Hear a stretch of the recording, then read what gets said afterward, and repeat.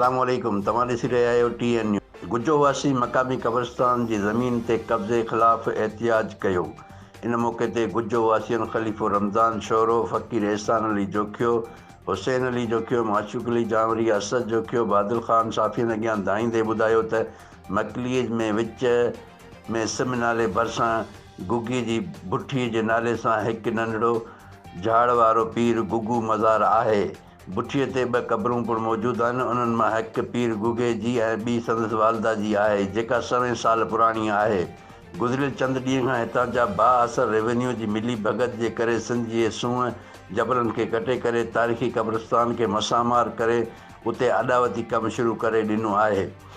ॻोठाणनि वधीक इल्ज़ाम आणींदे चयो त हुकूमती धुर जे हिकु सगारी शख़्सियत हिन तारीख़ी कब्रस्तान खे मसामार करे जबल खे कटे फार्म हाउस जोड़ण जो मनसूबो जोड़ियो आहे, जेका सिंध जी तारीख़, इस्लामी क़दरनि ऐं इलाइक़े वासियुनि सां सिधी सही नाइंसाफ़ी आहे, जंहिं सबबु सिंध जे वरियनि जी तहज़ीब ऐं तारीख़ जो अक्स आहे। जबल ऐं टकरियूं बि धरतीअ जी सूंहं ऐं असासो आहिनि। इन खे बचाइण लाइ फौरी तौर ते उपाउ खया वञनि। कैमरामैन टीम सां गॾु शाहिद समूह TN न्यूज़ ধাॿेजي।